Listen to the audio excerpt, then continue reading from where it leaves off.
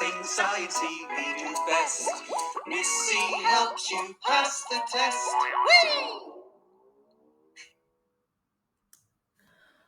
Welcome to the How-To series of science videos with me, Miss C.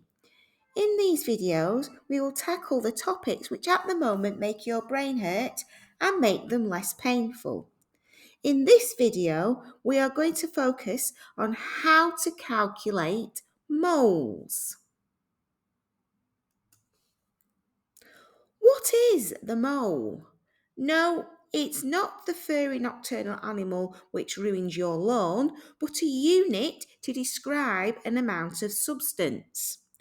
1 mole of any substance contains 6.023 times 10 to the 23 particles.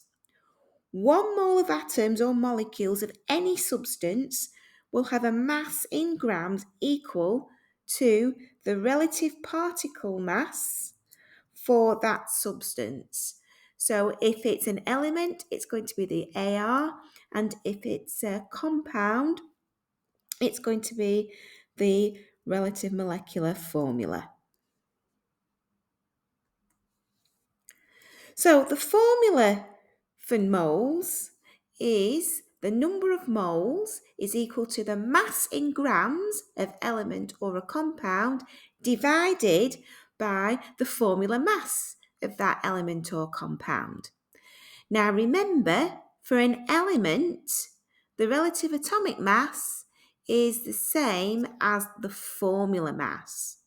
Now you can see on the slide, we've got the symbols that we use for this equation. So N represents the number of moles, M is the mass in grams of the element or compound, and then capital M with the subscript R, that is what we use to represent the formula mass. So how do we calculate moles? So first step, write down the chemical formula of the substance. Then find the relative atomic mass for the elements. Add up the values for each atom of each element present in the substance, and the value you calculated is the relative formula mass of the substance. And then you use the moles formula to calculate the number of moles.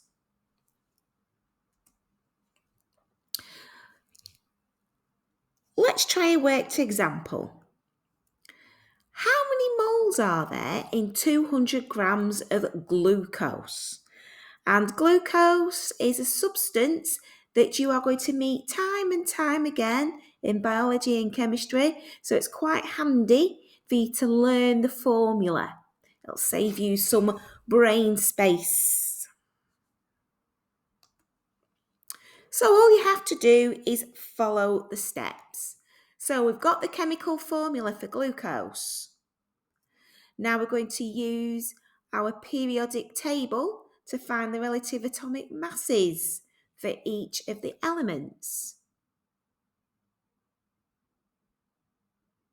And then we're going to add up the values for each atom of each element present in the substance. So you can see that we've got 6 carbons, 12 hydrogens, and 6 oxygens. So work out the relative formula mass, and then the relative formula mass, we're going to stick that into the moles equation. The mass in grams were given in the question, so it's easy peasy. The number of moles in 200 grams of glucose is 1.1 mole. Genius! How easy was that? So you're going to use that calculation quite a lot in chemistry. So learn how to do this calculation without breaking a sweat. You need to learn the process. And then when you've learned the process, you need to practice it by applying it to exam questions. I hope you found this video useful. If you have, please give it a thumbs up and hit subscribe so you'll be notified when more videos are added. If there are any other calculations of biology, chemistry, or physics which make your head hurt and you'd like to see them covered, please add them to the comments box and you may see your request soon.